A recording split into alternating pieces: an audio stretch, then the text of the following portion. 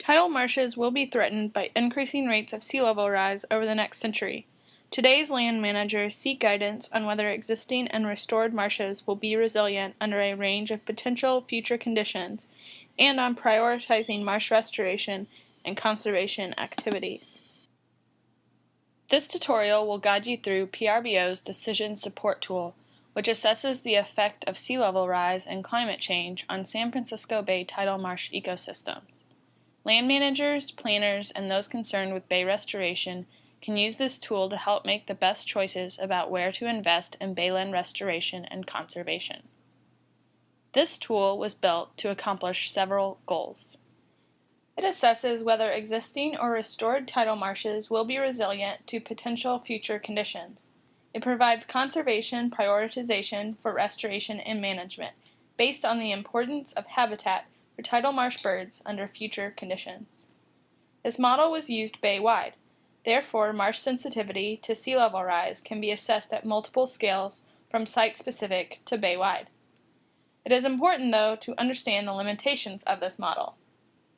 The model is limited by the quality of the input data. There will be inaccuracies at the pixel level. First, listen to this tutorial, then click here to learn about the data behind the maps you will see. You can also listen to a tutorial that guides you through the About the Maps section. You can also click on the links up here to learn more about the maps and modeling, provide feedback, or ask questions about the site, and to download data for use in GIS programs. You can always hover your mouse over the yellow question mark to get more information about each selection. Let's get started using the tool. Say you want to know how a given marsh might respond to different rates of sea level rise relative to other marshes, and what the impacts to birds might be. First, choose what you want to explore. Let's explore elevation first. Navigate like you would in Google Maps, using the hand to move the map to your area of interest. Let's look more closely at the Sonoma Baylands, using the hand and double-clicking on the area to zoom in. The map on the left represents current elevations based on LiDAR data and is color-coded to represent different habitat types to make it easy to interpret. The elevation-based habitat types are described in the legend to the right. Keep in mind that the map on the right is based on an elevation model and not actual vegetation cover or land use. The map on the right shows the projected future habitat types for the scenario selected. Change the projected year by clicking through the years here. You can see habitat types in the future map have shifted from mudflat elevations to dark green mid-marsh elevation, indicating that the marsh is resilient to a sea level rise rate of 0.5 meter per century. You can see some areas on the map coded with the habitat they would support if they were open to tidal action, but in reality they are behind levees and are not currently marsh. Click the diked areas here to turn on the levee layer and mask out non-tidal areas. You can change to the higher projected sea level rise value of 1.65 here.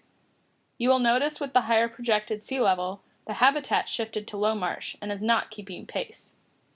To see how sensitive the marsh is to sediment supply, change the value from low to high availability. With this change, you see that marsh elevation rises to meet the mean higher high water mark and is therefore resilient to the higher rate of sea level rise by 2070. You can also change the organic accumulation rate here, but the differences at this site are minimal. Click through the years to watch how the chosen scenario affects the elevation and therefore habitat type of your site. You will notice that for the sediment-rich Petaluma River area, marshes are resilient under this scenario. Switching to the low sediment availability, the marshes begin losing elevation by 2070, when the rate of sea level rise begins to accelerate. Now you can compare the resilience of this site to other areas of interest around the bay. To explore elevations, click on this blue pin, then click on a point in the current elevations map. It will give you the information for that specific point in the present and in the future date you have selected. You will see some areas shaded by gray, indicating a pixel with no data associated with it. This occurs for two reasons. One, the site was underwater and the LiDAR couldn't penetrate correctly, so no elevation was recorded. Or two, the elevation recorded was below the elevation used in our modeling. Including these low sites would have forced the model to extrapolate predictions beyond the data and result in potentially unreliable projections. Now, switch to bird distribution here. Click the drop-down menu to change the bird species. Probability of occurrence is the default selection and is defined as the probability that the species will be found within a 50-meter radius of the center of each pixel. Click on the blue pin and drop it on the site to see the probability of occurrence for your selected species at the date you have selected.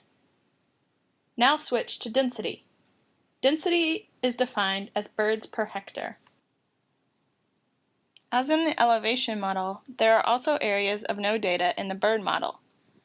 There are the same issues with recording correct elevation, but with the added condition that we only recorded bird observations made within low marsh to high marsh elevations. Bird observations were not recorded in mudflats or upland habitats. Therefore, the no data areas occurring in mudflat or subtidal areas often indicate a marsh that will be drowning in the future. Now click on the Conservation button. This shows ranked areas of priority for conservation based on projected bird distributions under all the different sea level rise scenarios. This function combines all the modeled years of the tool and provides recommendation for areas that will stand up well under climate change and sea level rise. By analyzing changes in species distributions under the different future tidal marsh elevation scenarios, we can test how sensitive species are to climate change and estimate the uncertainty in species response to our future scenarios. Each pixel was assigned a rank based on its conservation priority. The ranks ranged from 0 to 1, indicated in the legend.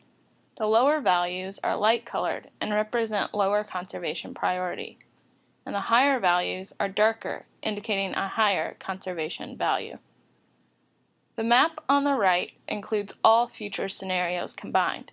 The left map shows current conditions and bird distributions. Now you can explore how different areas of the bay stand up under the scenarios this tool offers. This tutorial is now complete. You can learn more about this tool in the Behind the Map section found on the homepage. You can now get started on your own. Navigate to your area of interest in the bay and use the model results to improve your adaptation planning in creating resilient marsh habitat.